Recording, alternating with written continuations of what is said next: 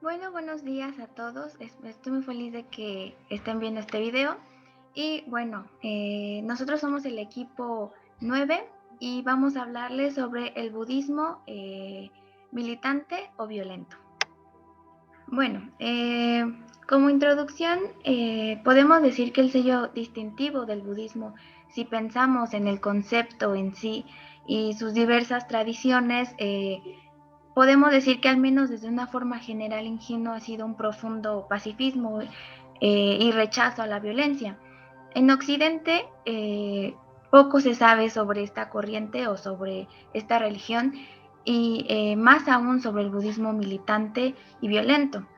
Y bueno, el mero pensamiento de una violencia organizada por turbas budistas contra los no budistas y que prominentes monjes budistas actúen como predicadores de odio se nos parece una idea ridícula.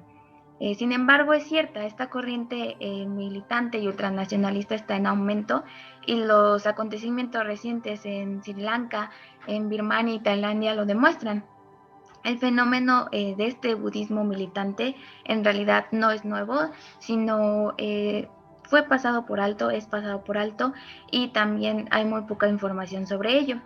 Y bueno, históricamente sabemos que los monjes han actuado activamente en conflictos políticos en los ya mencionados países. Y bueno, en el caso de la violencia antimusulmana por parte de los budistas militantes, ya provocó una reacción violenta con los talibanes en Pakistán, el indonesio Yema Islamiyah y más recientemente el Estado Islámico. Ya sabiendo todo esto, surgen dos dudas, cuáles son las bases del budismo y también por qué existe el budismo militante. Ahora bien,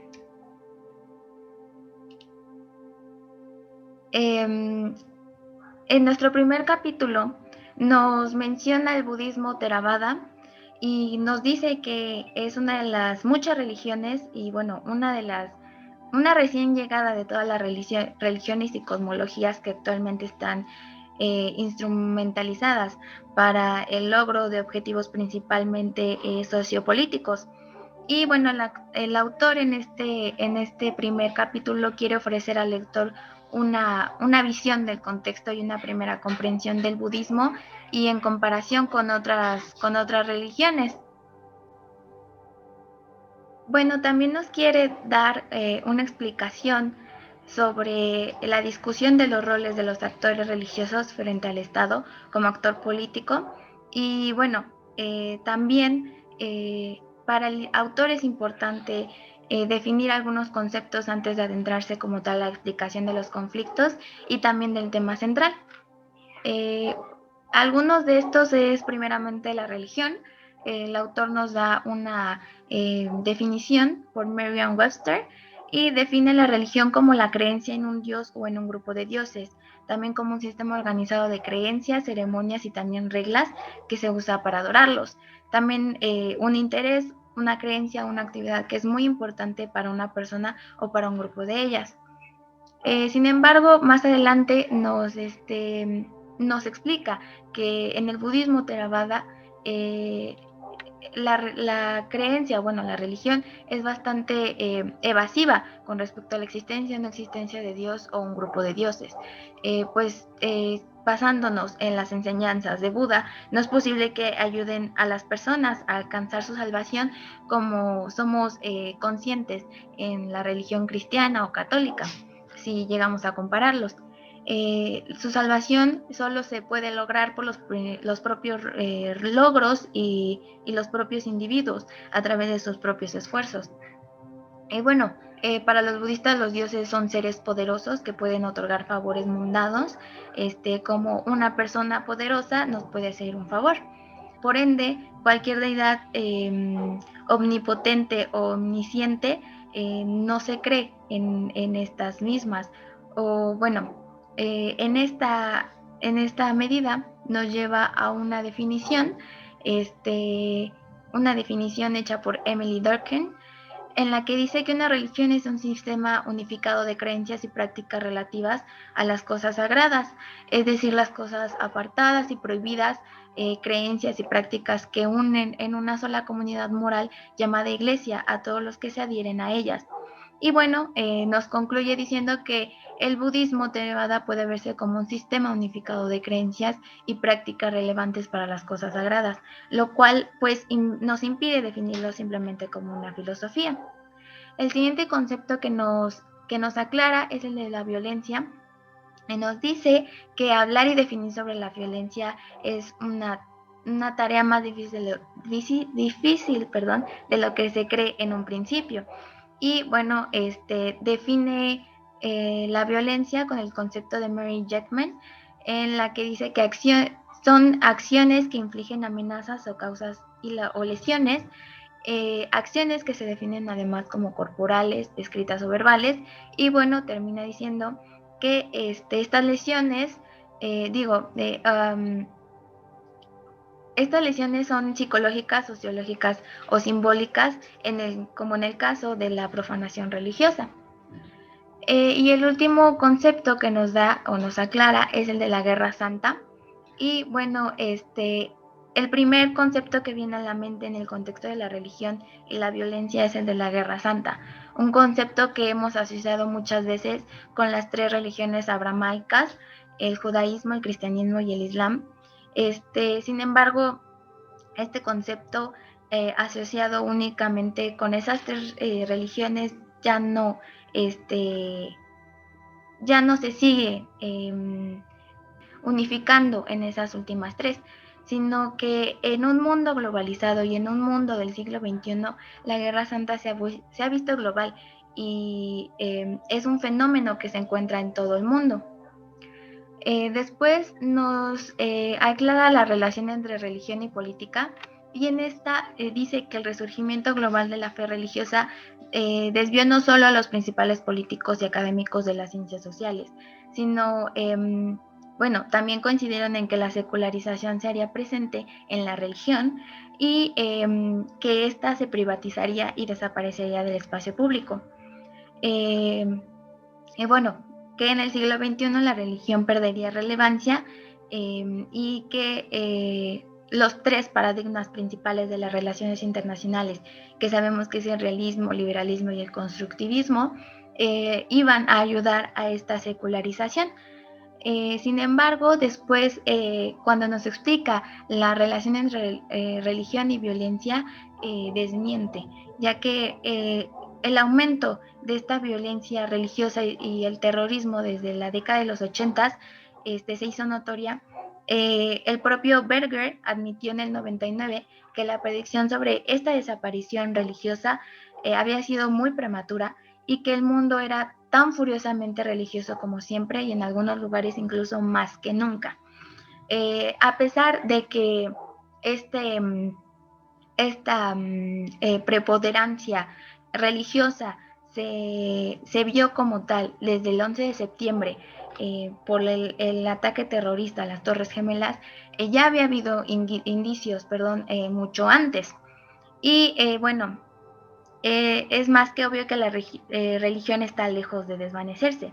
Y bueno, el autor nos dice que parece ser que la religión ahora está ocupando el centro del escenario nuevamente, especialmente si uno está dispuesto a seguir la tesis del choque de civilizaciones de Huntington.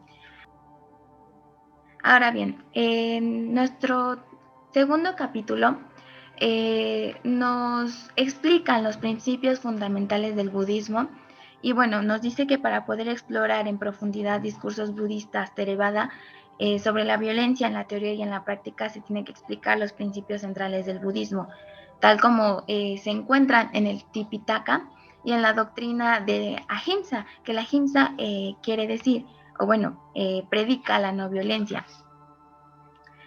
Para comenzando, el autor nos dice que el Buda histórico de manera bastante realista nunca trató de predicar la no violencia a los reyes, ya que la guerra se entendía como parte de la política del rey o en el Dharma. El consenso parece ser que si bien la guerra expansionista está prohibida dentro del budismo, la defensa armada se considera permisible bajo ciertas condiciones, y de aquí se desprende un concepto que es la guerra justa. Y bueno, los fundamentos del Dhamma de Buda son básicamente el núcleo de las enseñanzas de Buda, que consiste en las 4 nobles verdades y el noble octuple sendero que están en la presentación. Bueno, en este contexto, el autor nos menciona que el concepto del karma se puede traducir como acción o obra, y este es muy importante, ya que es la conducta moral definida por discurso correcto, acción correcta, y se entiende principalmente a través de esta doctrina. Y en el Theravada, de experiencia presente, está fuertemente influenciada por las acciones intencionales previas. Por ende, las acciones que uno pretende luego tienen consecuencias en el futuro, ya sea en esta vida o en la siguiente, según nos dice el autor. Y de aquí se desprende igualmente una pregunta que el mismo autor hace: ¿cómo se puede justificar el uso de la violencia e incluso el acto de matar dentro del budismo Theravada? Bueno, pues él mismo nos los explica posteriormente. Nos las explica principalmente en 3 fases, que sería la violencia en los monjes, los soldados como subjunto especializado del pueblo en general, y también en el Estado. En los monjes, bueno, a diferencia del pueblo en general, están firmemente en el camino de la renuncia, y restringidos por el código monástico. Quiere decir que nuestras mentes sus mentes no se verán afectadas y no se dirán malas palabras. Aquí está claro cómo se esperaba que los monjes reaccionaran ante el abuso y la violencia que se les infligía. En la segunda, como subjunto especializado del pueblo en general, el uso de la violencia es por la naturaleza misma de su profesión, parte integrante de su deber, como bien sabemos. Esto se entiende bien en el brahmaísmo y el hinduismo. Sin embargo, aquí Buda condena a los soldados profesionales al infierno o al renacimiento como animales, ya que tenía la intención de separar a su comunidad de la violencia estatal, sin siquiera intentar contenerla de manera efectiva en términos prácticos. Y bueno, también fue advertido por el rey Bimbisara de Magadha, y ya que él decía que los reyes no tomarían amablemente el ver los soldados desertar y unirse a la saga. Y bueno, últimamente en el Estado es algo que anteriormente el autor ya nos explicó, que para los budistas es importante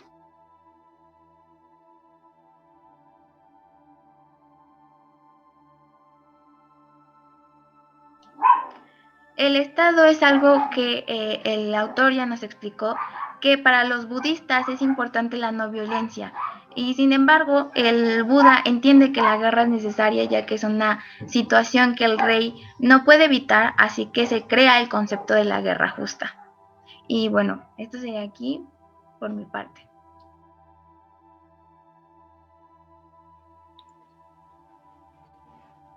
Bien, para entender la relación que tiene la Sangha como actor político de relevancia actual y la relación que tiene la Sangha con la gente, necesitamos entender primero lo que es un monje.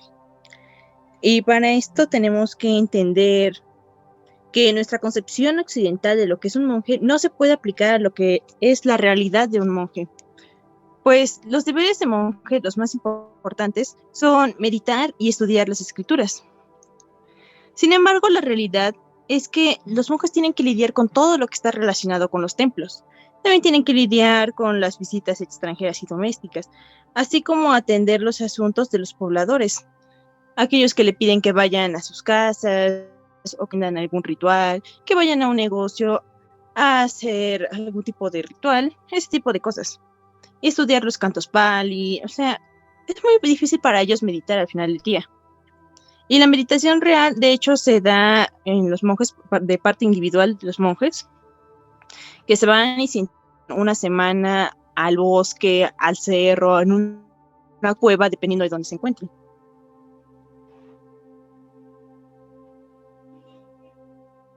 Bien, ahora debemos entender lo que es la relación entre la samga y la población. Y para eso tenemos que hablar de la economía moral.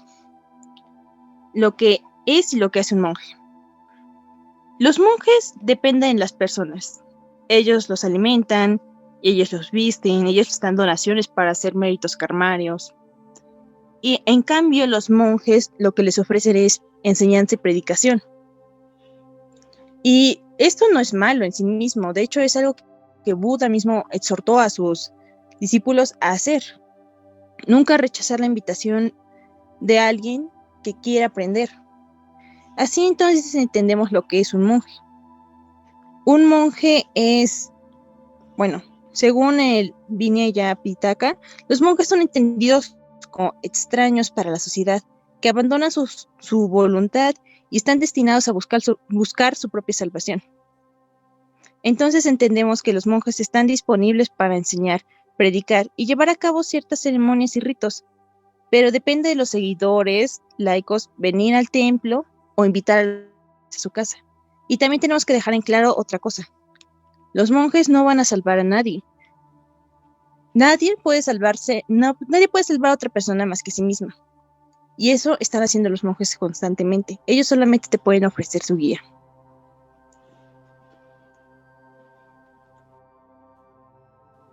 Bien, ahora tenemos que hablar de una figura controversial, los templos. Los templos en sí mismos son una figura de gran peso, especialmente en el pasado, pero vamos a hablar primero de los templos urbanos. ¿Qué es un templo urbano? Bueno, pues un templo que obviamente está en una población más activa, más dinámica. ¿Y qué pasa con esos templos? Bueno, pues es el éxito de la economía moral. No es raro que los templos se vuelvan ricos por el gran flujo de gente que hay en sus alrededores. La acumulación de donaciones para los méritos hace que esta acumulación de riquezas pueda generar una crisis moral. Pues hay monjes que terminan abusando del poder que tienen. Y el caso especial de Tailandia, donde ha habido pues muchos escándalos sobre corrupción, violación, tráfico de influencias, tráfico de drogas, también dinero, y solo por mencionar algunas. Y esto se entiende porque, poniendo el caso en un templo rural, para hacerlo más entendible, los monjes que van a un templo rural y se internan en los bosques buscan pues lo mismo siempre, mantener su voto de pobreza. Sin embargo, cuando la población se entera de que esos monjes están en ese templo, van y arreglan el templo. Entonces tenemos a gente que está limpiando el templo, lo desconecta con agua, atiende el templo, empieza a hacer calidades de jardinería y ese tipo de cosas. Y al final de cuentas eso trae comodidad a los monjes.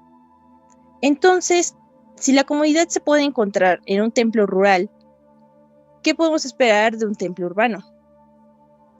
Bien, ahora vamos a hablar de los templos como figura política en la época premoderna.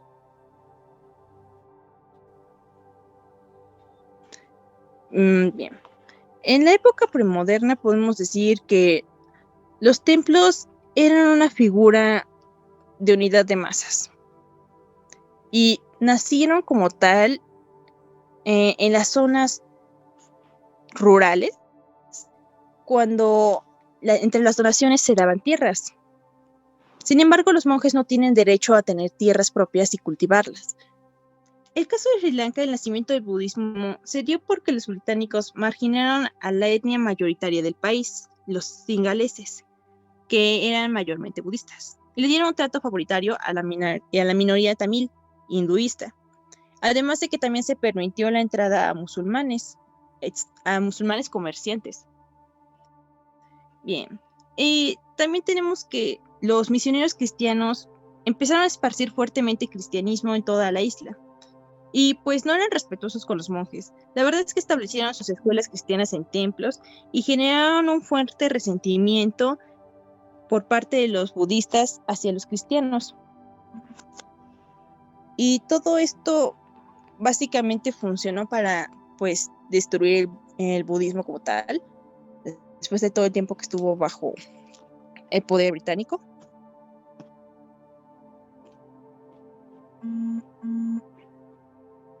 Entonces, entendemos que el budismo tuvo que revivir. Y por eso tenemos a 3 grandes figuras que fueron las bases para esto. Tenemos a Migetuwate Gunananda Tero, que fue un representante de la Sangha en los 5 debates públicos celebrados entre cristianos y budistas. Este hombre debatió de la naturaleza de Dios, el alma, la resurrección, hasta el concepto del karma, el renacimiento, el nirvana y el principio del origen dependiente. Tuvo su relevancia porque esparció la palabra de Buda de manera interesante, atrayendo mucha gente. Nuestra segunda figura es Hikaduwa Isri Sumangala Tero, considerado uno de los monjes mucho más influyentes de la época de los grandes debates. Estuvo en el último debate y él fue quien enseñó al coronel Olcott los fundamentos del budismo. Sumangala Tero también fue fundamental para la creación de una red de escuelas y colegios budistas para contrarrestar el predominio de las escuelas pues inglesas. También resultó que las influyentes escuelas de aprendizaje terminaron siendo una manera de resurgimiento del budismo. Este hombre buscaba obtener la herencia perdida. Y vamos a hablar del coronel Sir Henry Steele Olcott. Este hombre fue mucho más importante porque él, ¿cómo podemos decirlo? Él recopiló las escrituras budistas y las tradujo. Y sobre estas escrituras escribió una base budista para su nuevo catecismo budista. El patrocinamiento de una red de escuelas y colegios budistas y patrocinó la de la sociedad Maha Bodhi, y tras la creación del catecismo budista nace la concepción actual budista en la práctica, la moral y el ejercicio como base ética. Bueno, pues estas son las 3 fotografías de las 3 personas que acabo de mencionar. El último, el coronel Sir Henry Steele Olcott, de hecho creó su catecismo budista de una manera bastante neutral, en donde no se metía a discutir un tipo de diferenciación étnica, porque él buscaba la unión budista como una representación moral. Sin embargo, pues como veremos más adelante, esto no funcionó. Y ahora voy a explicar los sucesos de una forma más o menos fluida para entender cómo pasó. Y todo empezó en la independencia el 4 de febrero de 1948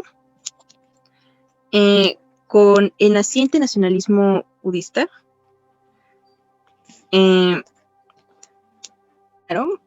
Este budismo fue instrumentalizado por políticos conservadores y estaban intentando contrarrestar los partidos de izquierda y de derecha, obviamente, pues obtener mayor cantidad de votos.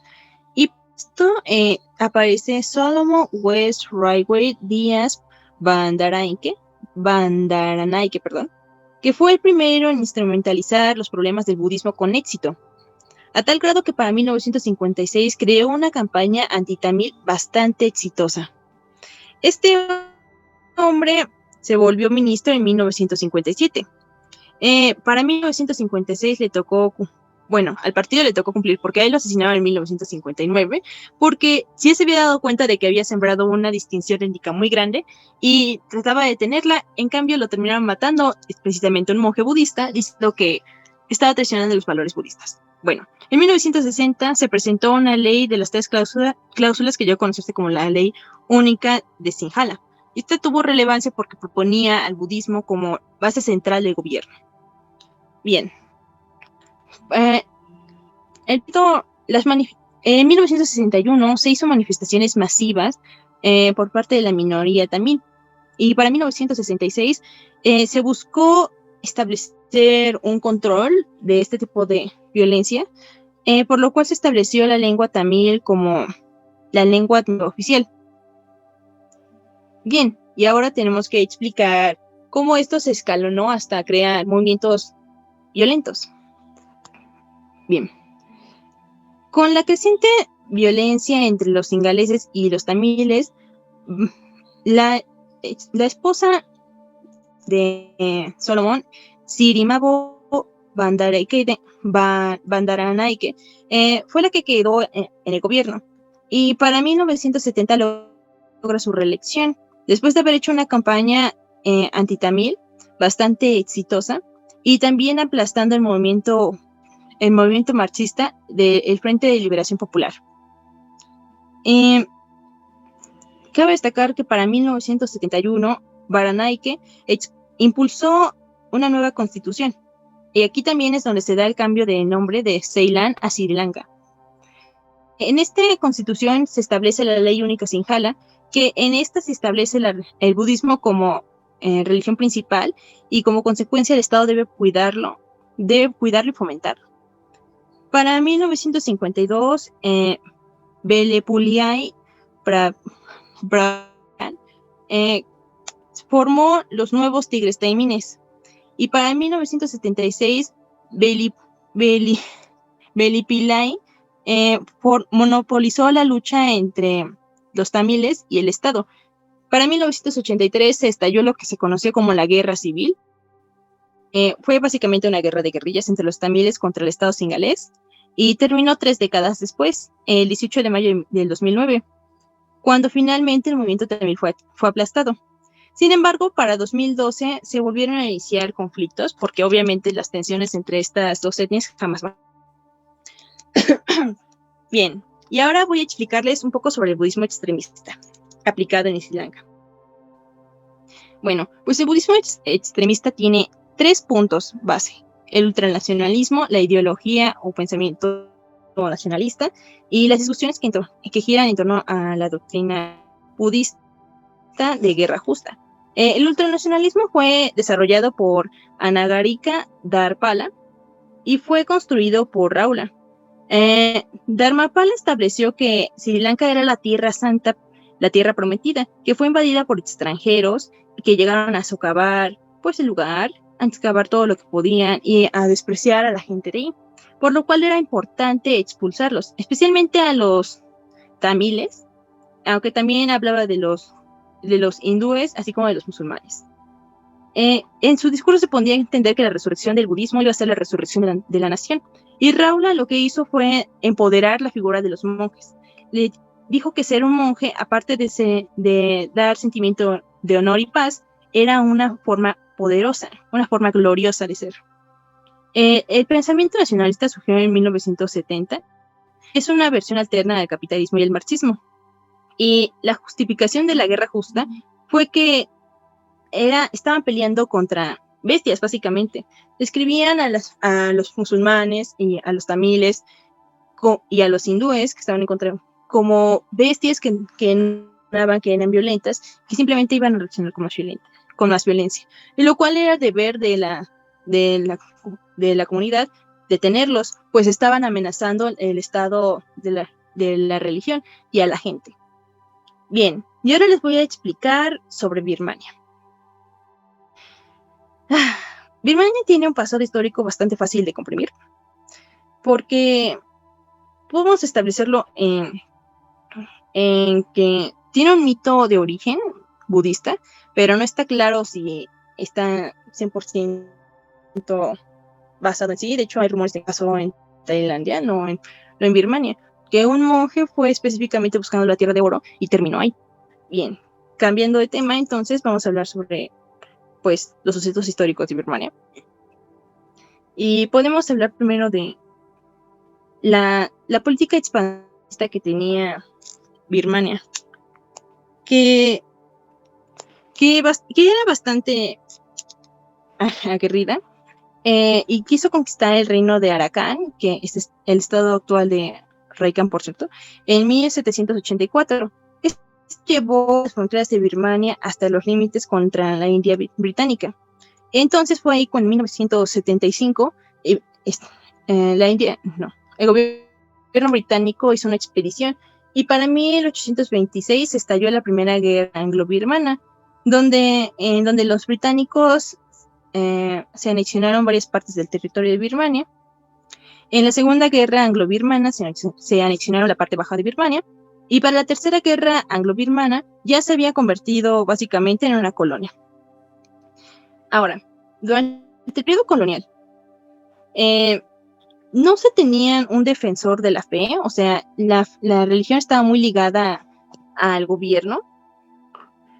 Entonces esto generó un gran shock en los monjes. No tenían un futuro establecido, no sabían qué hacer, básicamente. El tema de la educación fue también un trato difícil, pues se buscaba que los templos fueran escuelas seculares. Sin embargo, no se logró llegar a un acuerdo con los monjes. En cambio, con la modernización también se inicia la expansión de los misioneros cristianos e inicia el interés de los jóvenes budistas para detener esto. El gobierno colonial busca una manera de utilizar la influencia de los monasterios, pero no se logró llegar, a lo cual tiene que forzar una forma religiosa para modernizar el sistema educativo. Todo esto fue hecho con el fin de evitar que los jóvenes estuvieran metidos en la política de manera activa. Sin embargo, alentó de hecho a los monjes tradicionalistas que no estaban de acuerdo en este tipo y también hubo otros movimientos por parte de las élites viejas y la clase media. Pero el más importante de todos fue la organización política, conocida como la Asociación Budista de Hombres Jóvenes, el YMBA, que fue fundada en 1906, y para la década de 1890 ya se había establecido, se había formado por un grupo de budistas que había nacido de ese año precisamente. Utilizó el budismo Theravada como un vínculo ideológico para lograr la independencia. Buscó utilizar los métodos que eran apropiados, y es la primera organización religioso-cultural que coopera con monjes politizados. Lo de los métodos correctos se acabó de hecho bajo un proceso muy raro de pues un conflicto por zapatos, porque los monasterios ya estaban hartos de que los hicieran caso de quitarse los zapatos al entrar a un templo. Eso, y ya se había escrito una solicitud formal en 1916, que fue ignorada por los europeos. Entonces, para 1919, algunos europeos entraron a un templo con zapatos, y esto tornó que los lincharan tanto los monjes como los laicos, y los expulsaron. Obviamente, el gobierno colonial arrestó a un monje y escribió un pliego explicando que en primera ese comportamiento se debía a las ideas europeas, pues eran culturas diferentes. El segundo es que nunca había sido un problema esto. Y en tercero es que admitieron el problema, admitieron la culpa y aceptaron que, a excepción de las policías y los soldados, los templos podían mantener el orden público como quisieran. Esto fue la primera victoria, pues, del partido, podemos decir. Sin embargo, también incitó a los monjes a ser activistas más, podemos decir, dinámicos, porque se dieron cuenta de que seguir las formas no funciona. Bien, ahora, el activismo político, como podemos ver, es Uotaman es un mártir de la independencia. ¿Por qué? Este hombre decía que buscar la independencia era una forma gloriosa de lucha para encontrar a Nirvana. Como un hombre que estaba esclavizado en vida podía encontrar el Nirvana al final de ella. Entonces, este hombre utilizó las técnicas gandinistas, haciendo boicots, incitando a no pagar impuestos, lo normal, y por eso estuvo encarcelado varias veces hasta que murió en prisión en 1939. Bien, entonces este hombre se convirtió en lo que se conoce como un mártir de la independencia. Sin embargo, este creciente activismo político fue visto como una violación a las reglas, porque estaba dando mala imagen al budismo. A esto se le suma el hecho de que algunos monjes acudieron a los disturbios anti-indios birmánicos, y lo que lograron fue, pues, un increíble golpe en violencia contra la gente, y se deslindó a los monjes birmanos y se dio cuenta de que era un grupo, pues, más radical. Sin embargo, de esto nació otro grupo llamado Jampuri Apie, que este era un grupo de monjes birmanos más radicales y pues eran más radicales básicamente. Sin embargo, la influencia política que los monjes activistas tuvieron terminó en 1962 tras la reforma de Sangha, cuando se dio el golpe de estado, y el general Ne Wing, como jefe de estado, no toleró la interrupción de los monjes en los asuntos políticos. Ne Wing fue el que inició, de hecho, la reforma de la Sangha, en donde buscó remover el activismo político de forma permanente para la purificación de la Sangha. Muchos monasterios asaltados, monjes encarcelados, monjes fueron, pues, ejecutados, otros tuvieron una campaña de difamación y otros murieron torturados. Fue horrible, la verdad. Bien. Ahora hay que también hablar del activismo político en Birmania. Solamente fue tolerado en ciertas partes, por ejemplo, en la frontera, donde nació el Ejército Budista Democrático y fue formado por el monje Utusana, y también otro partido fue el Partido de la Liberación de Arakan, y pues entendemos que entonces los monjes militares no son realmente extraños, porque si existen desde 1968, es entendible que sigan existiendo. Bueno, ese es el punto. El punto es la justificación. La justificación que se dan es por medio de Ashin Waratu. Este hombre es el que esparce básicamente discursos de odio antimusulmanes.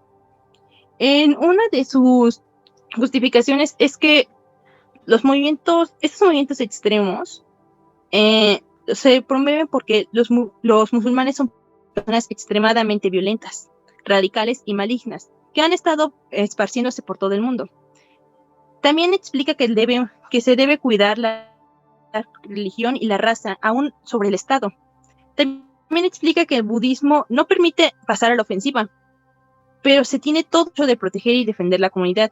De hecho, esta convicción de que el budismo es amenazado hace que Ashin Waratu y los monjes de ideas afines justifiquen el uso de la violencia, vista como algo inevitable y solo de defensa, por lo tanto, permitida.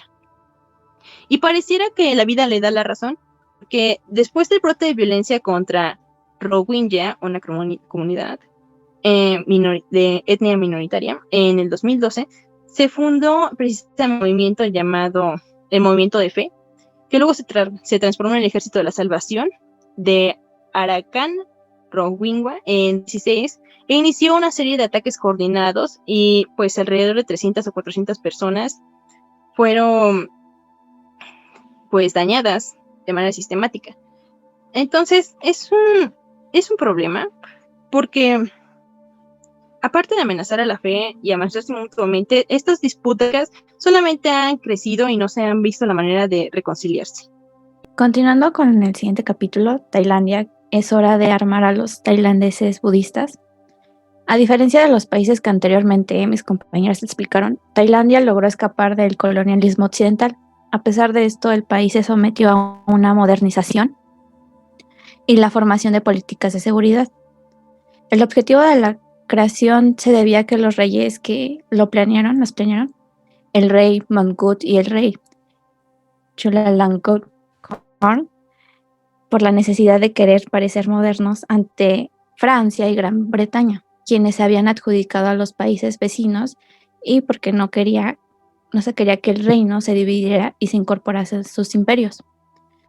Gracias a no ser parte de ningún imperio colonial, Tailandia tuvo su monarquía tradicional y la jerarquía de la Sangha, impidiendo la aparición de monjes políticos como sucedió en los países de Sri Lanka y Birmania. Bueno, la relación entre la realeza y la Sangha.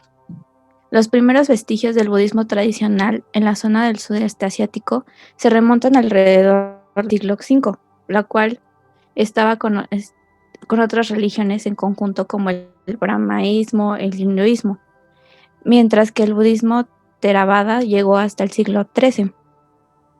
La relación entre la Sangha y la corte real era parecida a la de Sri Lanka y Birmania. El sistema de gobierno budista tradicional, los reyes le daban apoyo y protección, mientras que la Sangha ofrecía apoyo religioso y eran árbitros en conflictos referidos a la burocracia.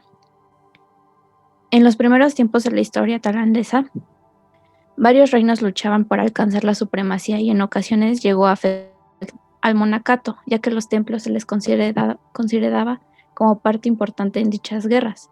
Fueron saqueados y destruidos mientras que los monjes eran asesinados o se veían en la necesidad de huir. Aunque no siempre los monjes eran víctimas, dentro de la Sangha hubo un fraccionalismo y provocó que varios monjes fueran partícipes activamente en las guerras, ya sea en combates o como espías. En el reino de Ayutthaya estableció su supremacía. Los reyes no parecían estar del todo interesados en darles patrocinio real al monacato. De hecho, quienes fueron los que los financiaron en la construcción de templos y monasterios fue la aristocracia.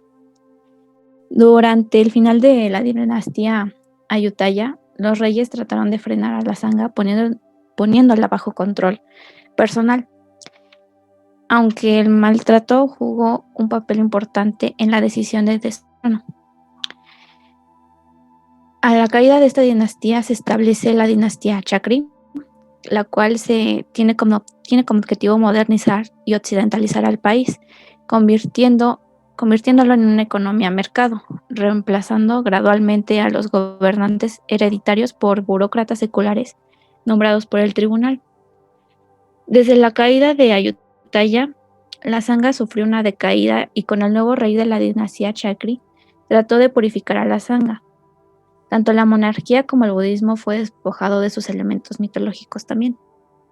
Ante el acto de la Sangha en 1902, se creó una jerarquía eclesiástica burocrática bajo el control de un patriarca supremo designado por el gobierno.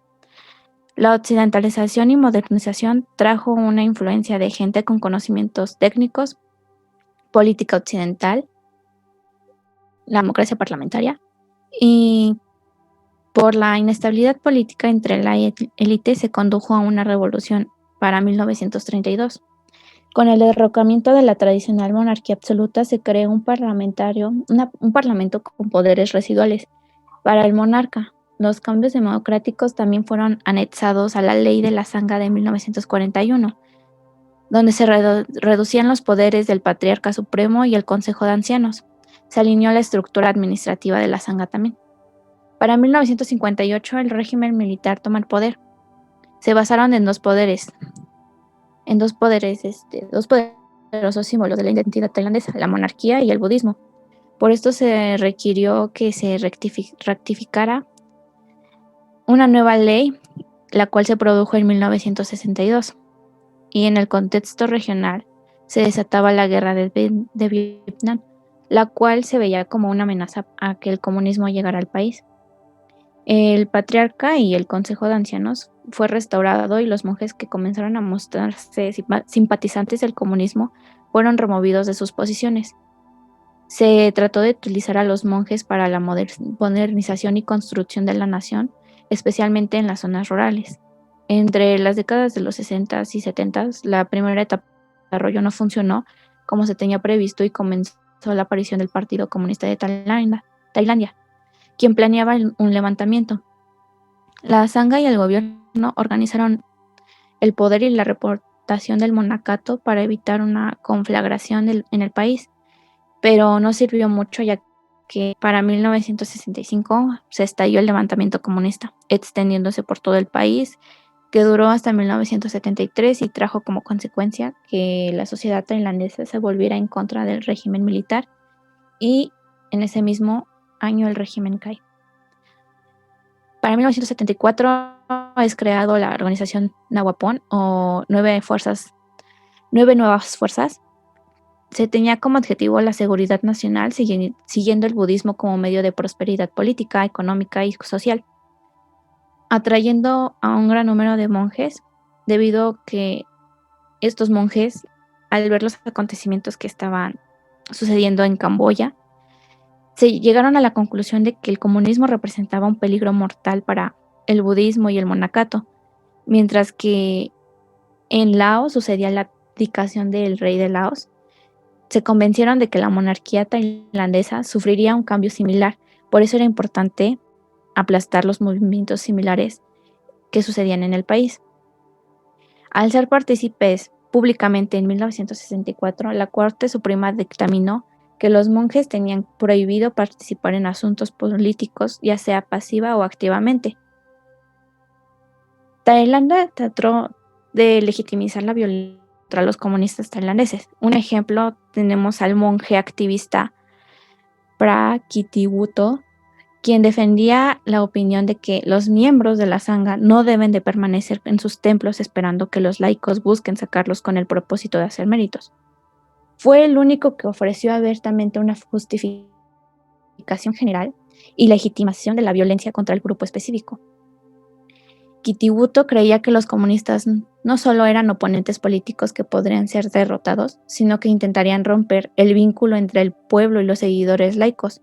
Usó también el peligro comunista para apuntar a los monjes quienes se atrevían a criticar al gobierno y al orden establecido. Y con el comunismo se podía detener solo tomando una acción decisiva contra la ideología, así como a los que la suscribían. En sus discursos dejaba en claro que era la responsabilidad de los tailandeses, ya sean monjes, laicos, ricos o pobres, a pesar de la indignación que tuvo por parte de la sociedad y los monjes sobre todo, que pudo evitar la expulsión en la Sangha. Los musulmanes son considerados también como enemigos del budismo. En Tailandia existe un separatismo malayo-musulmán en el profundo sur de Tailandia que comenzó en 2004 hasta la actualidad y este separatismo ha superado a más de 8,000 víctimas, como ya sean, los principales fueron los monjes y los novicios, ya que como tienen una especial importancia dentro de la sociedad tailandesa, atacarlos significaría que es una provocación al Estado tailandés. Existen un miedo hacia los musulmanes por parte de los budistas en mayoría, ya que los templos que se encuentran en las zonas más remotas del sur profundo, pues son más vulnerables a ser atacados. Aunque hay monjes que han exagerado la amenaza planteada por los insurgentes musulmanes. Estos son los considerados monjes militares. La Sangha, por su parte, ha reaccionado con rapidez para poder reprimir cualquier actividad de estos monjes, pero no pueden dar tantas medidas enérgicas, ya que no solo afectarían a los monjes que predican el odio. Se han aplicado ciertos medios para protegerlos a los templos y a los monjes en el profundo sur, como desplegar fuerzas policiales y unidades del ejército para protegerlos y acompañarlos durante sus rondas de limosnas por la mañana. La insurgencia en la zona del profundo sur por ahora no se ha extendido por el país, ya que el gobierno lo ha contenido y no ha logrado ordenar un sentimiento antimusulmán que los monjes militantes podrían llegar a convertir en un frenesí. Actualmente en Tailandia, los monjes políticamente activos son una minoría que solo se encuentran en ciudades o principales templos, siendo ausentes en los pueblos rurales. Bueno, el análisis comparativo, el budismo no es un utopismo suicida. En Birmania, Sri Lanka y Tailandia existe una mayoría de budistas Theravada. Ninguno es étnicamente homogéneo, pero el grupo étnico que predomina son los budistas. Al haberse suscitado conflictos entre los grupos étnicos que habitan en estos países, el budismo hasta cierto punto se ha visto en peligro. Y esto trae como consecuencia a los monjes militantes, quienes ven a las comunidades como un objetivo de guerra santa, que a su percepción es más que nada un derecho. El significado de Dhamma en este contexto se ve como una acción política, ya que permiten a los monjes políticos embarcarse en la acción política, al igual que permite justificar el uso de la violencia. Los monjes militantes, al incitar el odio o la violencia, pueden llegar a ser expulsados del monacato, por eso son cuidadosos y tratan de evitar las llamadas a la violencia de manera pública, tendiendo a darle esto a sus seguidores. Al tener más prioridad los gobiernos en los rasgos etnoculturales y etnonacionales sobre la religión, se ha llegado a ver colapsos en estos países. Por ejemplo, en Sri Lanka y Birmania, a causa de la colonización, desencadenó un proceso de politización del monacato. El budismo Theravada perdió su lugar en la sociedad y sus privilegios tradicionales se vieron en amenaza. También con la colonización se dio la entrada de la migración y entre las personas que llegaban habían creyentes de distintas religiones. La politización se dio de manera rápida gracias a la abolición de la monarquía tradicional y ausencia del patriarca supremo. El único que pudo escapar de estos hechos fue Tailandia, al no haber sido colonizado, pero la defensa se dio probablemente durante el periodo de la Guerra Fría, como mencioné anteriormente. La relación entre los monjes y los seguidores laicos. Los monjes lo ven como sus protectores y por esto ellos son influenciados por la comunidad a la que sirven. Además, los monjes políticos tienden a atender las demandas y necesidades del gobierno. El budismo militante, si se compara con militantes en otras religiones, hay ciertos paralelismos, ya que si hay otra religión o etnorreligión, a este se le culparía de las problemáticas en temas económicos, políticos y sociales. Ambos se ven amenazados por el otro y por eso es que se autonombran como defensores que luchan por una causa que está respaldada. Por eso es que los budistas Theravada se les considera como inestables debido a las contradicciones que tienen los mismos monjes. Si pueden ser políticamente o no activos y porque unos consideran que si se involucran sería un obstáculo para alcanzar el nirvana.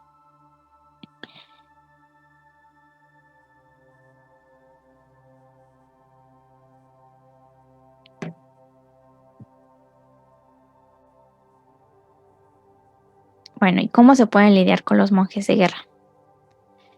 Finalmente, se puede notar que la violencia budista es un caso que suele pasarse por alto por los medios de comunicación internacionales y a veces hasta nacionales. Pero no importa si se llegan a conocer, el gobierno en turno no puede hacer mucho ya que se vería afectado. Por eso, al querer reprimir a estos monjes extremistas en los países, más que nada en Birmania y Sri Lanka, es casi imposible. Por parte de Tailandia, el gobierno ha declarado que no puede tolerar que los monjes entren en asuntos políticos. Se han planteado medidas para frenar a estos monjes extremistas, pero son un arma de doble filo, por lo que es difícil mantenerlos al margen. Se ha concluido que los países estudiados ni la jerarquía de la Sangha están interesados realmente en tomar medidas contra ellos. Tal vez esto se deba a que solo sean una minoría, pero sí pueden llegar a ser vociferantes. Esto sería todo de nuestra parte. Gracias.